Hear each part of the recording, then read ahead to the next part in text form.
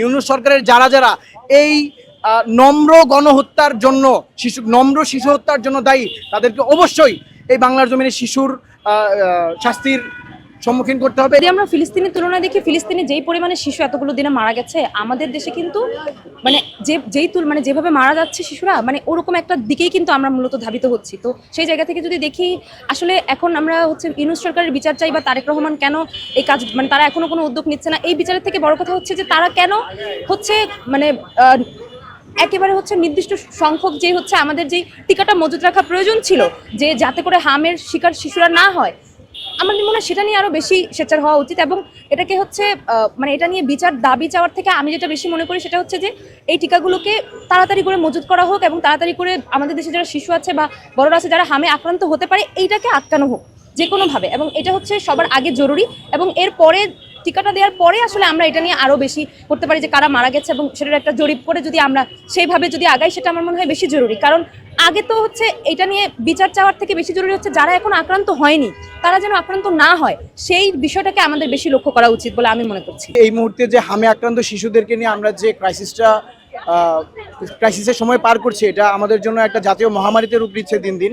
এবং এত কম সময়ে এতগুলো শিশু মারা গেল, এটা আমাদের জন্য অত্যন্ত দুঃখজনক এবং বেদনাদায়ক। এবং আমরা একই সাথে বলতে চাই যে যারা দায়িত্বশীল ছিল অন্তর্বর্তীকালীন সরকারের সময়, তারা তাদের দায়িত্বটা যদি সঠিকভাবে পালন করতেন, তাহলে এতগুলো শিশুকে আমরা অকালে অবশ্যই হারাতাম না। আমরা মনে করি ওই সরকার, ফ্যাসিস্ট ইউনূস সরকার, সে তার সময়ে তার ব্যক্তিগত ব্যবসা বাণিজ্য চুক্তি ছাড়া আর কোনো ধরনের দেশের উন্নয়নের ওনার কোনো হস্তক্ষেপ পাওয়া যায়নি। স্বাস্থ্যক্ষেত্রেও তেমনই সেম হয়েছে। এমন একজন উপদেষ্টাকে বসানো হয়েছে যিনি কেবলমাত্র ওনার কথায় চলেন, বা ওনার পাওয়ার ম্যান হিসেবে ওইখানে কাজ করেছেন। এর বাইরে আমরা দেখতে পাচ্ছি না যে আমাদের যিনি স্বাস্থ্য উপদেষ্টা ছিলেন ওনার কোনো তাৎপর্য। তিনি যদি ওনার জায়গা থেকে সঠিক দায়িত্বটা পালন করতেন, তাহলে অবশ্যই আমরা এতগুলো শিশুকে হারাতাম না। এবং একই সাথে আমরা বলতে চাই, গত সরকারের সময় যারা যারা এটার সাথে জড়িত বা দায়ী, তাদেরকে সকলকে শাস্তির আওতায় নিয়ে আসতে হবে, এবং তাদের সঠিক শাস্তি এই বাংলার জমিনে আমাদেরকে নিশ্চিত করে দেখাতে হবে। এবং একই সাথে বর্তমান যে বিএনপি সরকার আছে, আমরা দেখতে পাচ্ছি তারেক রহমান খেলনা গাড়িতে করে চড়ছেন, সমস্যা নেই, আপনি করেন, আপনার দেশ যেভাবে চালান, কিন্তু আমাদের যে শিশুরা মারা যাচ্ছে, একই সাথে এদিকে গুরুত্বারোপ করা কি জরুরি নয়? আমি প্রশ্ন রাখতে চাই সরকারের কাছে। ইউনূস সরকারের যারা যারা এই নম্র গণহত্যার জন্য নম্র শিশু হত্যার জন্য দায়ী, তাদেরকে অবশ্যই এই বাংলার জমিনে শিশুর শাস্তির সম্মুখীন করতে হবে, এবং তারেক রহমান সরকারকে যেন আগামীতে আর কোনো শিশু মারা না যায় সেজন্য অধিক সচেতন পদক্ষেপ নিতে হবে। আমাদের মেহনতি মানুষ জীবন দিয়েছে, আমাদের ছাত্ররা জীবন দিয়েছে। কেন জীবন দিয়েছে? কিসের আশায় জীবন দিয়েছে?